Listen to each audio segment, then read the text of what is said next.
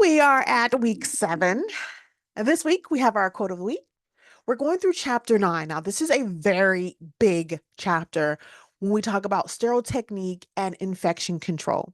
We have a Quizlet game if we get to it. If we don't get to it, then I will send you guys the Quizlet via Moodle. And then, of course, those of you here who can get it, you will get it this evening if we cannot get to it. But either way, you're going to get the Quizlet game for your own um, as an additional resource to prepare for your upcoming final exam. Now let's start with our quote of the week. And hello. There are no limits to what you can accomplish, except the limits that you place on your own thinking. And that's by Brian Tracy. Now, this quote just reminds us that the only limits we face are the ones we place on our own thinking. In your journey as a surgical technologist, it is important to expand your mindset and view challenges as opportunities for growth. When faced with difficulties, and you will be, I want you to not think of it as, oh my gosh, I'm not going to be able to make it through. But I want you to think of the possibilities and then the solutions. By adopting a mindset of I can and I will, because you all will, you can break down those barriers, both in your studies and in your future careers. Remember, your potential is not confined by the obstacles that are in front of you, but how you choose to think about them. So that's a pretty cool quote of the week. Now, chapter 9, sterile technique and infection control. So with every chapter, we have some learning objectives. We are going to look at our guidelines related to sterile technique. We are going to clearly define those terms. We do have to talk about barriers or concepts of barriers and containment. We're going to look at some sterile techniques, surgical attire, and then demonstrate methods of hand hygiene used in the correct technique. And a lot of this, you're going to want to make sure you're referring to the book. Full transparency, when you guys get into the field, you're going to see some stuff. But once it comes to that CST exam, always refer back to what you learned, okay? I always think of your internship as grocery shopping, okay? You're going to see a lot of things. You may see some stuff that you're like, I like that. I like that. Not so much. And you're going to put it in your mind. And just like when you're at a grocery store, you pick and choose what works best for you. Okay. While you're there, however, you're learning, you're observing, you're being a sponge. So, right off the bat, we talk about aseptic technique. This involves a set of practices designed just to prevent contamination and the introduction of different pathogens into our sterile fields. We are the boss of that field, okay? Now, this includes everything from properly preparing and draping the patient to handling instruments and supplies with, of course, sterile technique. Every step taken is to ensure that the environment remains sterile and it plays a significant role in patient safety and surgical outcomes. So, we want to prevent surgical site infections. First and foremost, that is our primary responsibility as surgical technologists is to maintain our sterile field. This is where you get to kind of hold up, step back.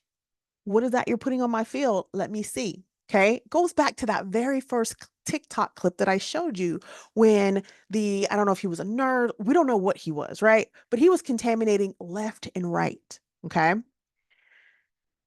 Infections can lead to longer recovery times, additional surgeries, even life-threatening complications. But when we adhere to aseptic technique, we are minimizing these risks and contributing to the patient having a better outcome. And that's what we want. Remember, these patients are sometimes having the worst day of their life, and we are their advocate. So we create a sterile field. All right. We are setting up, we're maintaining, And we are almost kind of like policing our field. So we have to understand the boundaries of what is sterile and what is not. Because if you don't know, if someone contaminates your field, it's like you don't know what you don't know. But we're going to know. Okay. Aseptic technique. Make sure that the safety of everyone is being followed in the operating room. We're following proper protocols. We're protecting not only the patient, but ourselves and the rest of the team from risks of exposure to harmful pathogens. Now, we as surgical technicians are mastered. We contribute to that smooth, organized, and efficient procedure. The more proficient you are in the aseptic technique, the less time is spent correcting mistakes. So you're going to hear move with a purpose. When I'm in the lab, that's one thing you constantly hear me say, move with a purpose, move with a purpose. When I'm surgeon and I have a student coming up, I flow with them. True story. So I was called to the lab eons ago, a couple years ago, and we had a student, and they were like, "We're gonna put her with you, but we're just letting you know right now she's very nervous. She, you know, yada yada." And I was like, "Okay, I'm not sure why you're telling me this." I get into the case, and I picked up that she second guessed herself. So what did I do? I moved faster. I moved to a point where she couldn't even think. She was just moving. And everyone in that operating room was in awe because not only was she was moving for a student at that level almost flawlessly. She wasn't making mistakes. She knew I asked, it was right in my hand. And it's how you're going to get with me learning the student, you learn your surgeon. Okay. And it's the same thing. You're in the operating room, you see, okay, this surgeon likes to do it this way. It may take you a little bit, but as soon as you know, then you're all over it. Okay. We don't want delays in the surgery because of any type of increase in risk of complications. So while learning aseptic technique, I'm going to be very transparent. It might feel uncomfortable at first because there's pressure of managing sterile environments and handling sterile items. And just like that student I mentioned, she was second guessing herself. She was thinking, she was almost trying to do too much, but she already knew the techniques. She just needed someone to kind of, hey, don't think about it, just go. Muscle memory. Okay. It's confidence. She knew it, but she didn't have that confidence. And when she was pushed, it just shined through. Now, over time, as you perform these steps, you're maintaining asepsis, you build that muscle memory, which will make it easier to perform, especially in high pressure situations. What you see in front of you are just some standards and recommendations. Okay. AHRQ, they provide resources. CDC, they're the ones dealing with hand washing guidelines. We have our evidence-based practice where we have research on surgical site infections, where they're guiding us in improvements and prevention. OSHA's big. They are the ones looking at those blood-borne pathogens. They have the standards providing for safety procedures and handling sharps. We also have MMWR, which you see that is morbidity, mortality, your weekly report, where it's just letting us know, hey, this is how many SSIs, which ones are preventative, and different ways to kind of improve them in our surgical practices. SHEA, Society for Healthcare Epidemiology of America, they are the ones that are managing microbials to, again, prevent infections. And then you have your ARRN, which your preoperative standards and AST standards. Okay. All right. That was great. Make sure you're able to differentiate those terms. We get into sterility. This is where I get kind of serious. All right. We talk about sterility. When an object is sterile, it is completely free of all living microorganisms, including spores. Now, sterility is either an absolute state, either an item is sterile or it's not. Sterility is maintained by aseptic technique, which ensures that there are no contaminations occurring during handling, transport, or even use of our surgical instruments. We talk about non-sterile surfaces. Any surface that is not sterile is considered potentially contaminated. I'm going to say that again, not just for testing purposes, but to kind of like get this in y'all's muscle memory. Any surface that is not sterile is considered potentially contaminated. We have to carefully manage all non-sterile areas to prevent infection. Contaminated objects. All right. Now, an object or body tissue that is not sterile or has come in contact with a non-sterile surface or item is considered a contaminated object. We talk about gross contamination. This is going to be the contamination of a surgical wound or sterile site by a highly infectious source, which can lead to infections. I want you to think of it like a motor vehicle accident. I use this example all the time because it's the easiest to kind of imagine. Okay, so close your eyes. Okay, you get a call. You're coming to the operating room. You had a motor vehicle accident. Patient was hit on a motorcycle, and a tree went through one of their arms. Doesn't really matter which one. They had on a long sleeve shirt. They had on a jacket. On that tree branch that is now going through their arm, there were ants, tree bugs, all kinds of stuff, right? When they get to the operating room, what do you think is now in their body or potentially, right? They had on their shirt, their jacket, the tree limb, what was ever on the tree limb has gone through their body. It's safe to say that this is potentially gross contaminated, correct? Kind of put it there. All right. So we have the spread of microorganisms. They are spread through direct contact, moisture, dust, droplets, nuclei, and they are the reason why it is so important for us to maintain aseptic technique because we want to prevent contamination in the operating room. Now, the ethical and professional motivation that regulates behavior regarding disease transmission, as you guys can see, is rooted in professionalism or professional responsibility, where we make sure that we are looking at that patient safety, we're adhering to infection control, and looking at protocols just for maintaining the sterile environment, which means that we're going to be demonstrating integrity by openly admitting and reporting any lapse in sterile technique.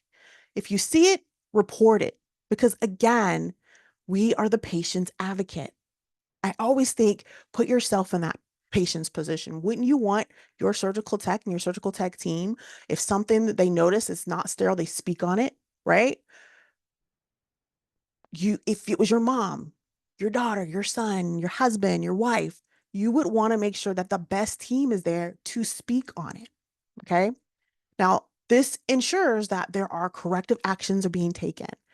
You're minimizing risk and maintaining the safety and well-being of patients. Keep in mind, to err is human. We're not going to be perfect, but when there is something that happens, we speak on it and we fix it. So there's a method of doing and thinking in surgery. We have a disciplined approach and a mindset that we use as surgical professionals to just make sure that our patients are safe. Okay. It involves, as you can see, following protocols and techniques, aseptic technique, minimizing the risk of infection. The technique itself is grounded in understanding how microorganisms spread and implementing practices that prevent their transmission in the operating room. So you see some terms up there. First one, containment. I have seen questions on the CST with these three, so I'm going to hopefully break it down, but if I explain it and you need more, let me know. Okay, so containment. Preventing the spread of microorganisms by isolating them from the sterile area. So you're getting them away, you're kind of putting up, even if it's just a mental barrier where you're like, I can't go back over there. Confinement is ensuring that that contamination is limited to specific control areas, preventing it from affecting the surgical site or sterile field. So you've contained it, okay? Put it like, think of you putting it like in a trash bag, okay? So this is how I'm gonna break down. Containment, you're putting it in a bag, separate it, okay? Confinement is now moving that bag away. So you still got eyes on it, but it's pushed away. And then, of course, production is where we're trying to get rid of as much as we can. Does that make sense? I don't want to move on if that doesn't make sense. That makes sense? Okay. I see a couple heads. All right. Now, we get to the principles of aseptic technique.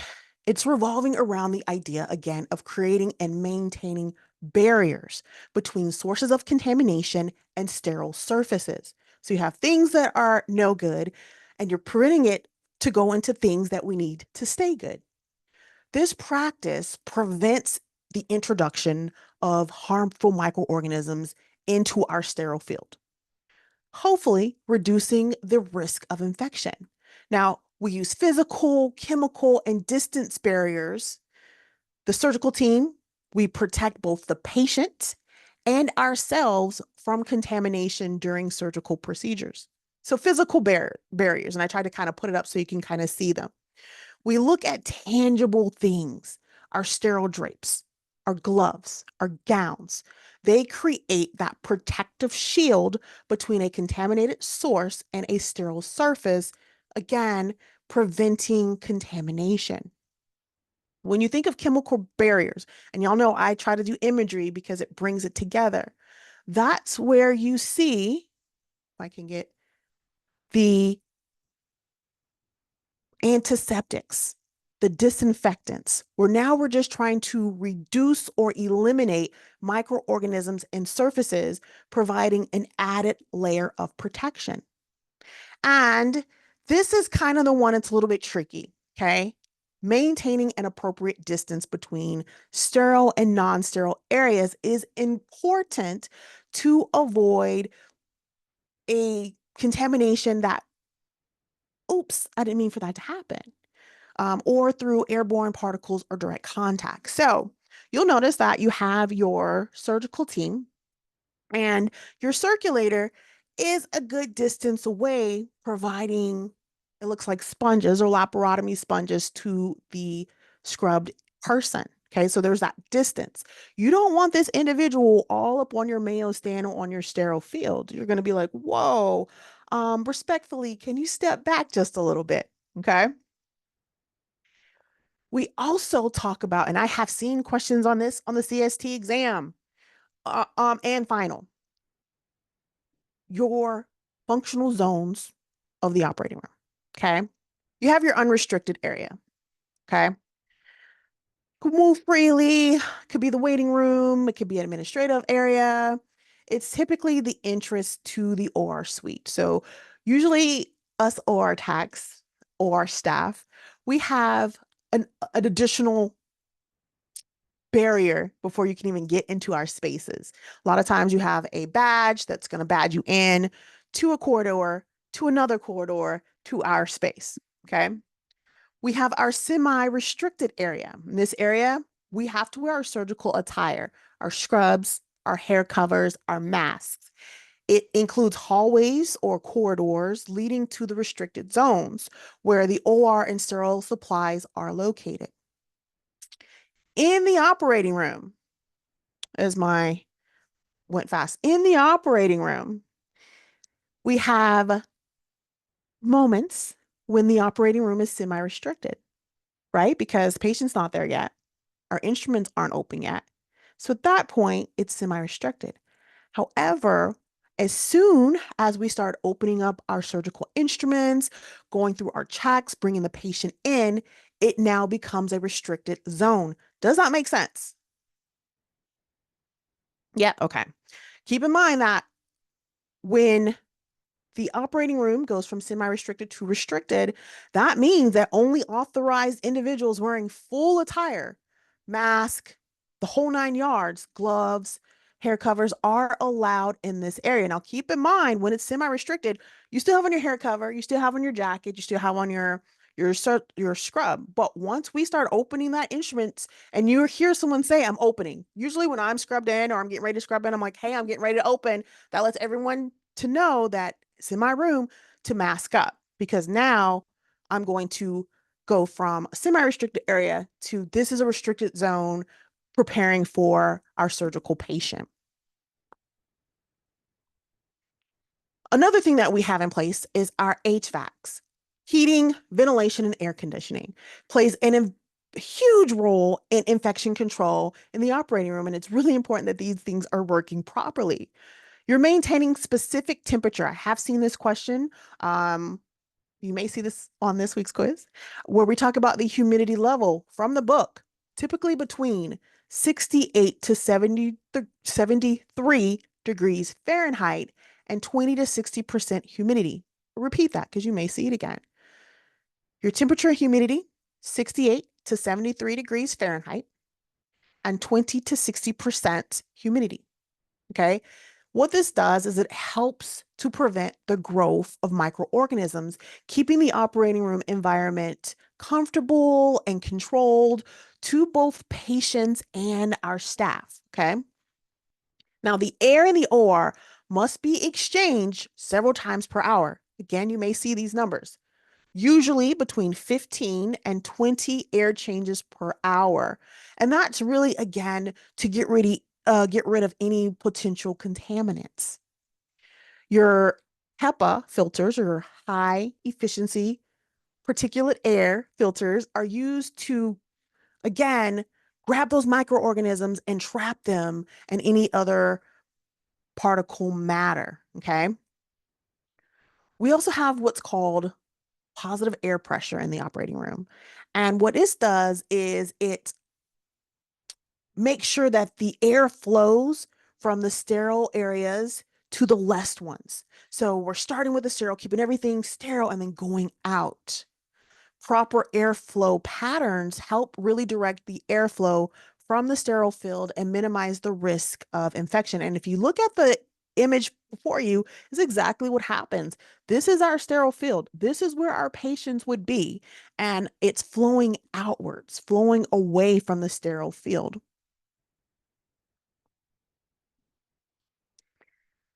Now, we get into some infection control settings in our surgical arena or theater. Okay. Bacteria in open sores is bad.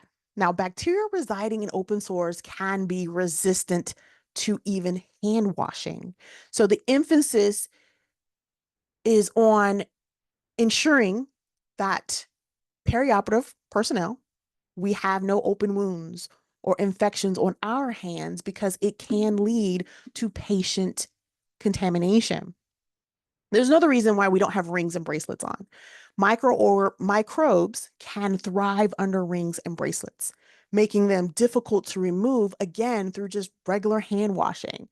This is why jewelry should be removed before entering the operating room, just to reduce the risk of transferring any type of harmful bacteria to the sterile field.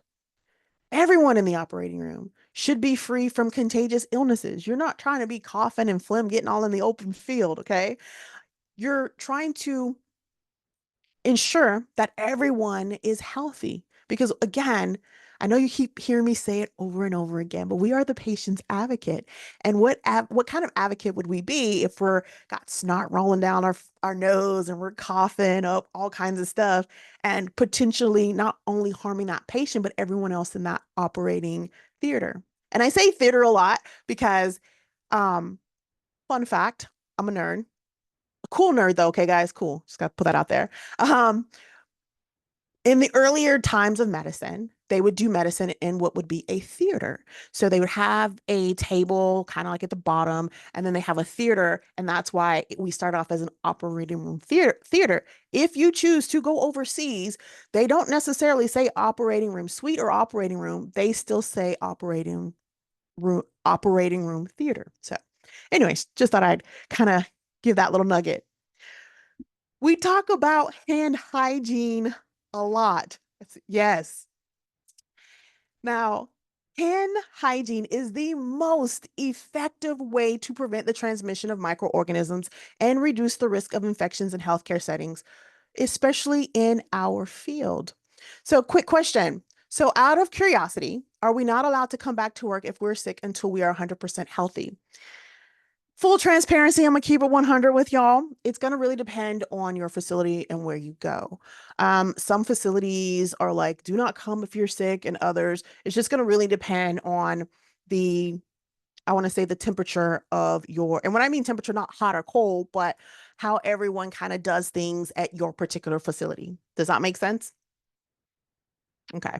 Kind of like with everything else, it's going to be dependent on that particular facility. Per the book, we know what the book says, right? Per the book, we should not be there, but I'm going to always keep it 100 with you guys, okay?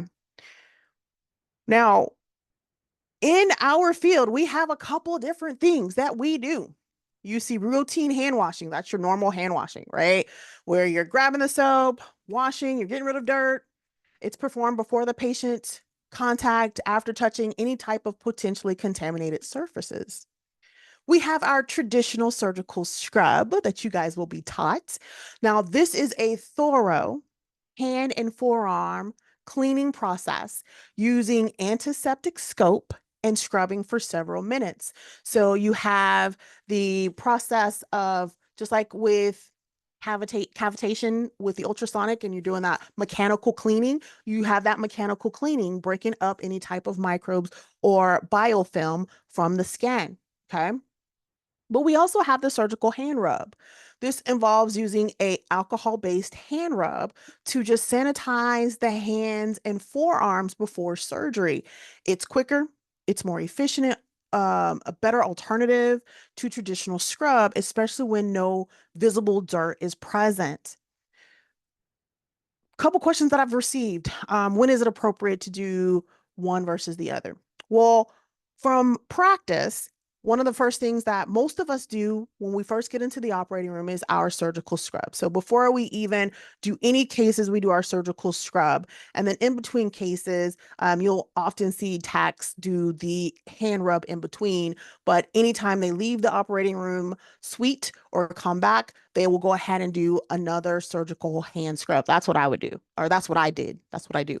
So, but let's bring up the differences. Okay.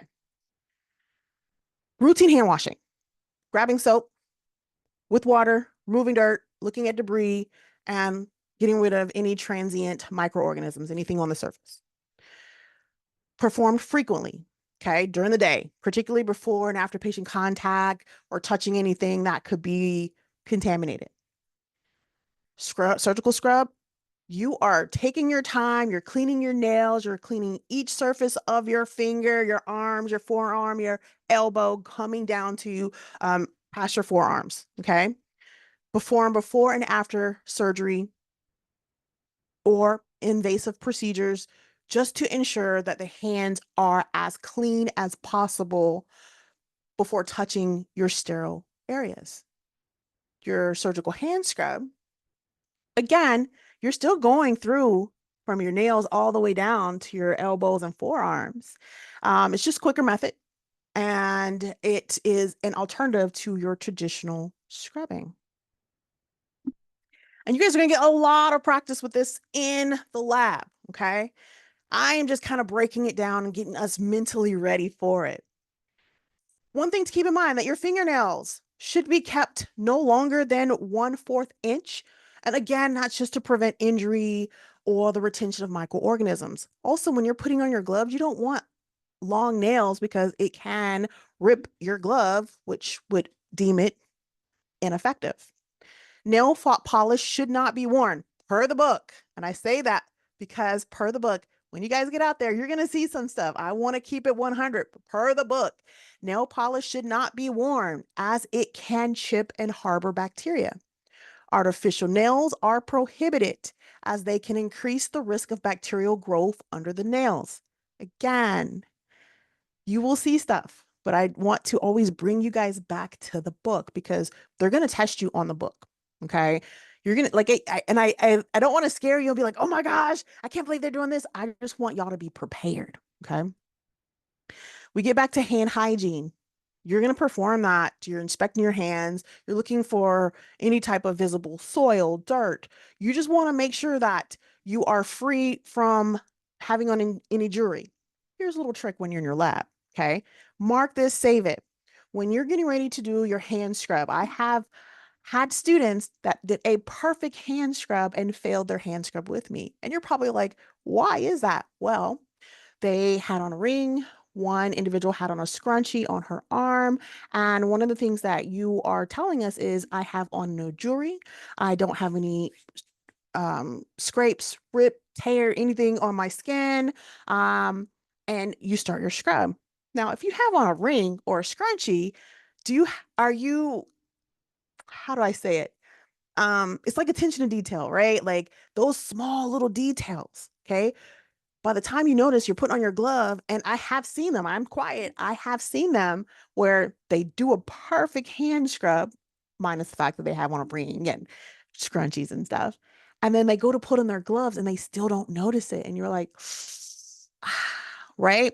Because you remember, again, I go back to this, we are the patient's advocate. And so we don't want to bring in any type of potential type of contaminants. Okay. So remove your jewelry, remove any bracelets, anything that you have that could potentially rip your glove, rip your gowns. Think of it that way. Do I have on anything that could potentially rip any sterile thing that I'm going to put on? If the answer is no, then you are good to go. At the beginning of each work day, again, we're removing potential contaminants from the day before we're starting our work. So before and after you contact that patient, you are preventing transmission of microorganisms to and from the patient. And if you notice, I'm saying things repetitive because this is going to really help with muscle memory. You're also going to scrub your hands between contacts with potential contaminants.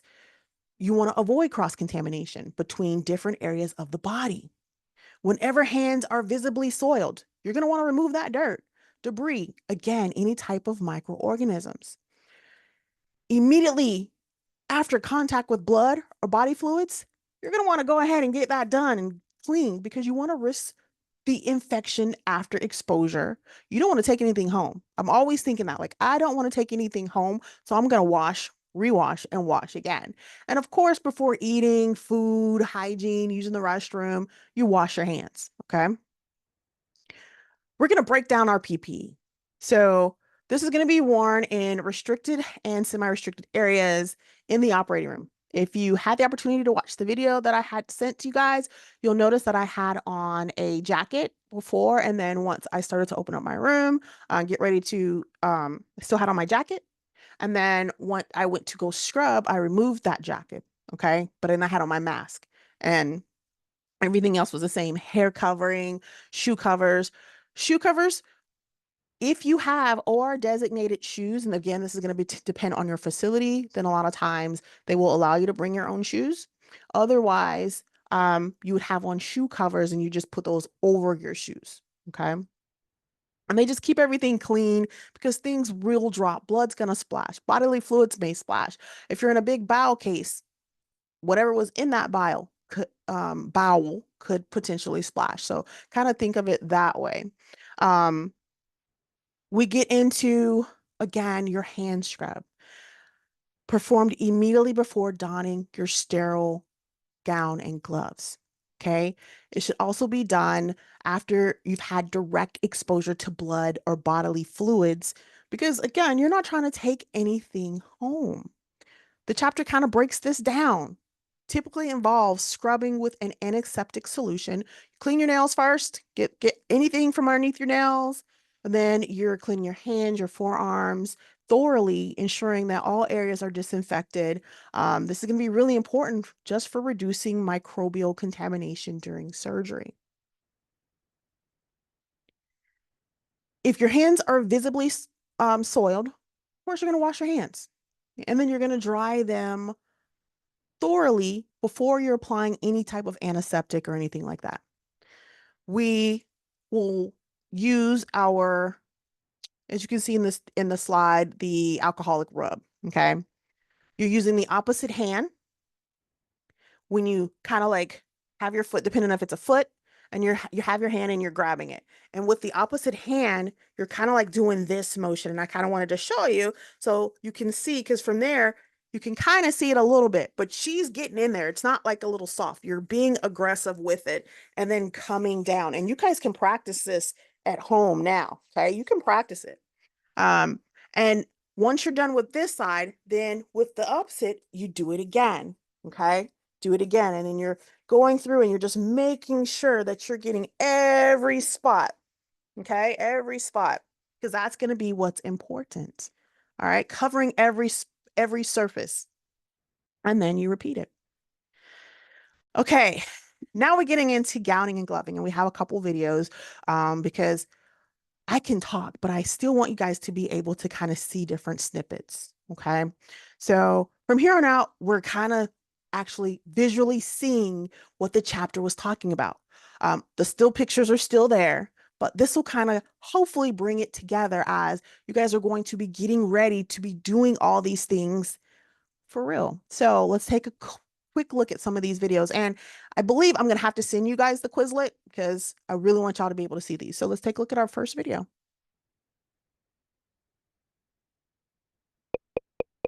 Now you can put on the gown that is lying in front of you, folded inside out with the collar and one of the two shoulder areas visible. Pick up the folded sterile gown so that it can't unfold on its own. Hold it securely in front of you and step away from the sterile area. The collar should be at the top. Now reach into the inside shoulder areas with each hand in turn and hold the gown in front of you with outstretched arms. Stand so the gown can't touch anything when it unfolds. Then, allow the gown to unfold by itself, making sure it doesn't touch the floor. If it doesn't unfold easily, try giving it a gentle shake. Once the gown is fully unfolded, carefully slide your arms into the armholes one at a time. You can slightly raise and spread your arms to guide each arm through the sleeves. Since you're going to use the closed glove method to put on your gloves, make sure to keep your hands completely inside the sleeves for now.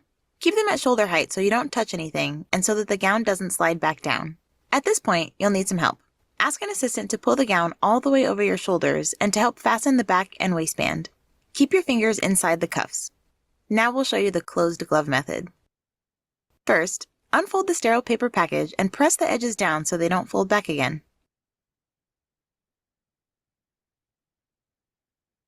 Grab the right glove with your left hand.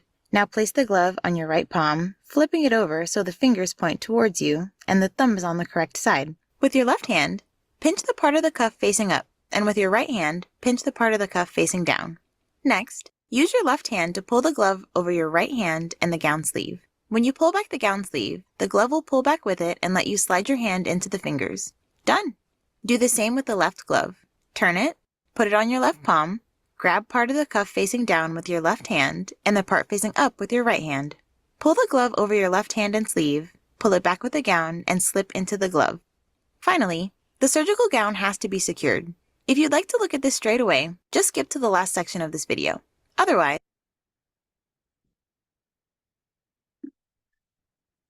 So I stopped it because you'll see it's broken up. And so I had a question I was answering. If we accidentally rub against the table, we would have to regown, correct?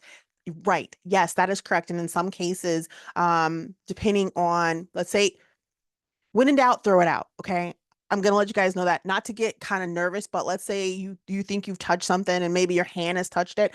I'm gonna immediately tell the lab person, hey, I just contaminated. I would re-scrub and then let them tell you. Now in the because I keep it like each step, like here, I'm giving you the basics. Once you get into the lab, you're verbalizing it, you're learning. So you make a mistake, you verbalize it quick. They're going to be the ones to tell you, go re-scrub or keep moving.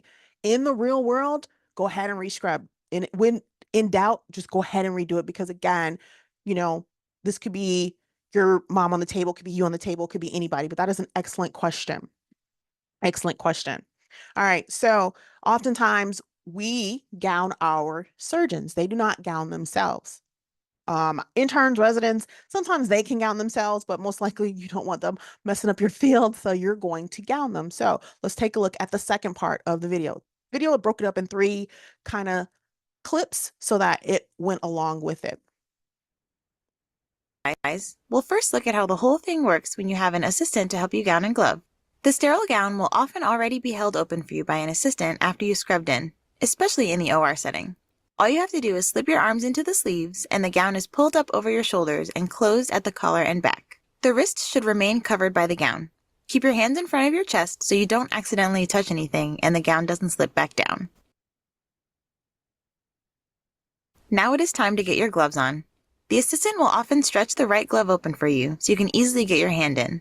Slide your hand in with the thumb adducted, then spread your fingers slightly. The assistant will then pull the glove all the way over your wrist and the gown sleeve. Next, the left glove will be handed to you. Stretch the cuff open with your right hand and pull it on. Again, keeping your thumb adducted initially as you slide your hand in. Now, secure the gown. The technique is always the same, whether you have self-gowned or gowned with assistance.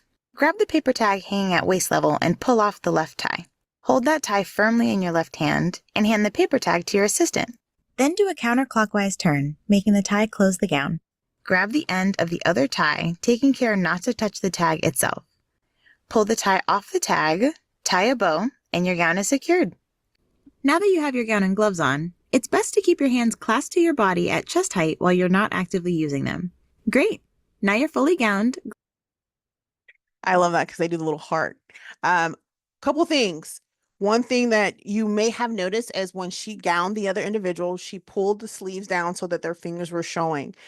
Hint, hint, you get brownie points when you do that, okay? Something that we just normally do for our surgeons, once we get them in their gown, we do kind of sterilely, not contaminate, get it so their fingers are poking through just a little bit, okay? But everything else, they did really well. Now, sometimes in the operating room, remember, things happen and you may have to reglove during the surgical procedure.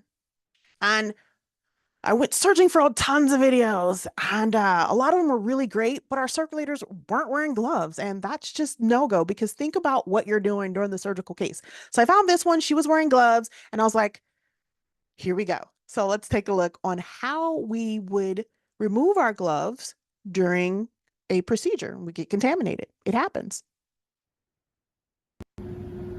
Okay, so now if you contaminate your glove, you accidentally touch something, again, every time something is contaminated, you announce it and hold it away from you.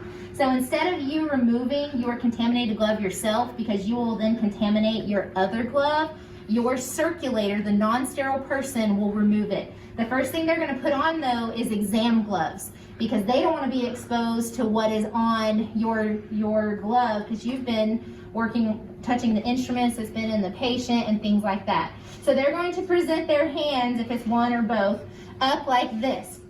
So your circulator is then going to grab only on the glove, because you will be double gloved, only on the outer glove, and they're going to pull it down as best they can without touching your under glove.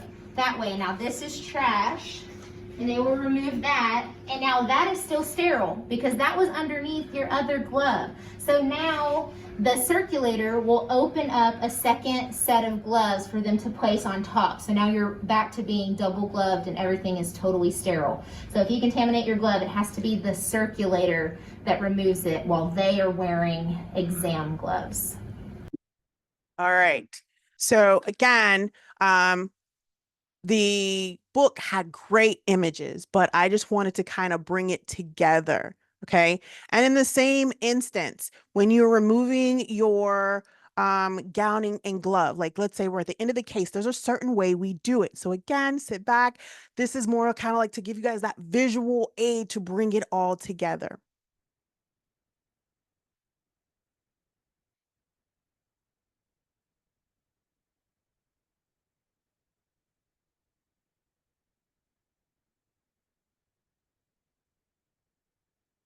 And this one is no sound. So for those who are listening, it's letting you know exactly how we do it. We're grabbing it kind of by our neck, pulling it down.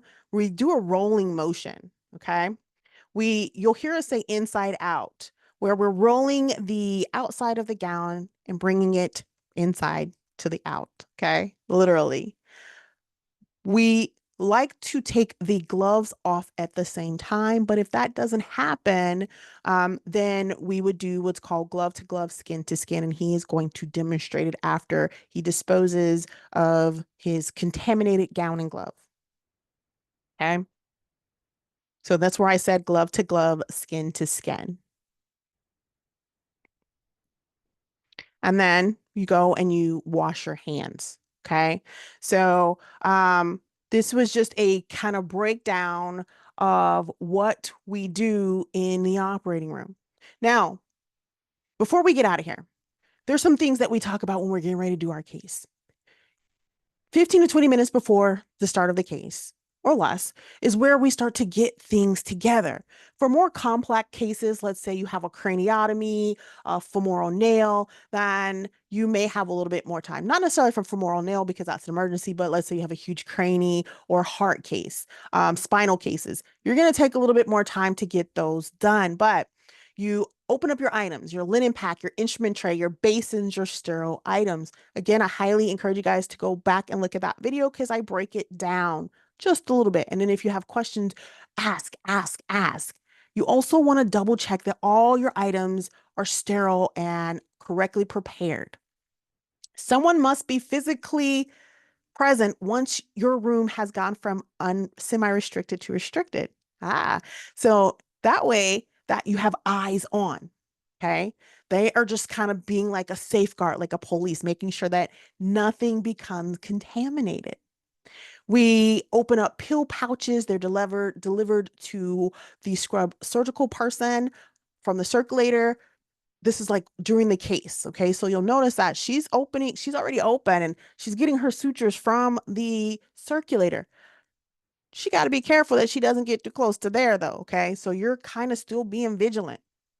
Your sharps are being brought straight to the scrub person and putting it in a place that they can see them. Because if you're popping up knife blades and they don't see it, they could potentially get hurt, which would be a bad day for everyone.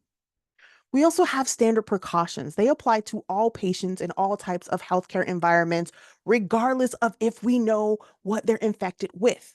So we focus on handling tissue, blood, body fluids, and any potential material that could be infectious, that can carry some type of biofilm or microbes that can infect us. So that's why we are so are stressing PPE, right? Your personal protective equipment, your glove, your gown, everything that we wear in the operating room. We do want to reduce any type of bloodborne pathogens. And OSHA gives us these standards. They are specific regulations for handling and disposing of our sharps, minimizing the risk of needle stick injuries in the operating room. Okay. The chapter talks about a neutral zone. Now, I bring this up because I have seen questions on it, and it's important to know.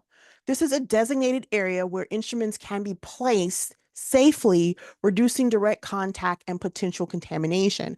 Oftentimes, we'll put a basin and some will put their knife, anything sharp, and they'll pass it up that way, or the surgeon will place it back in the basin.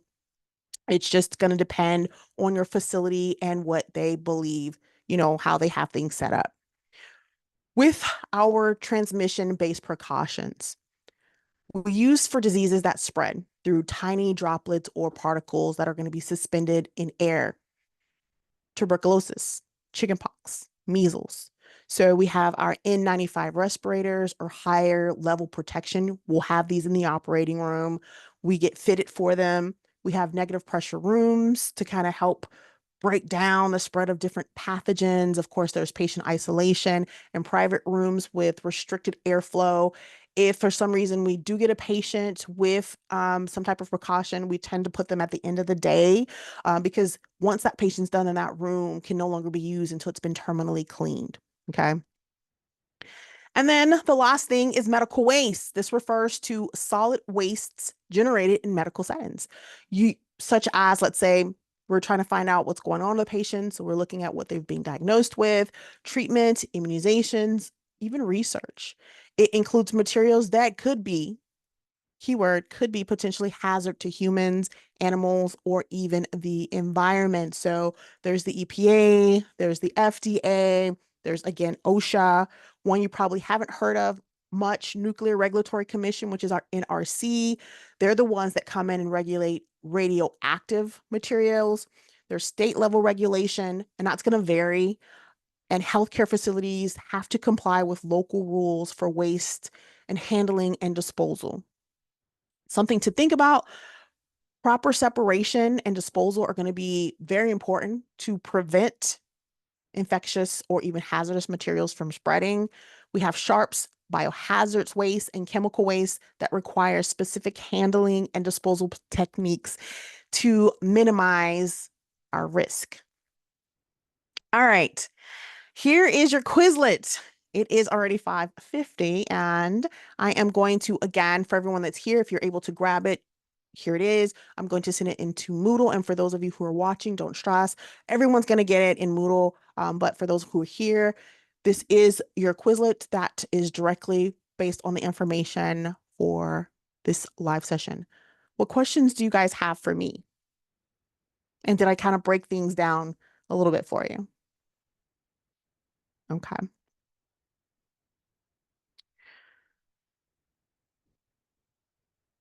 For those of you who are watching the playback, how can we balance the need for strict aseptic practices with the potential for human error in the operating room?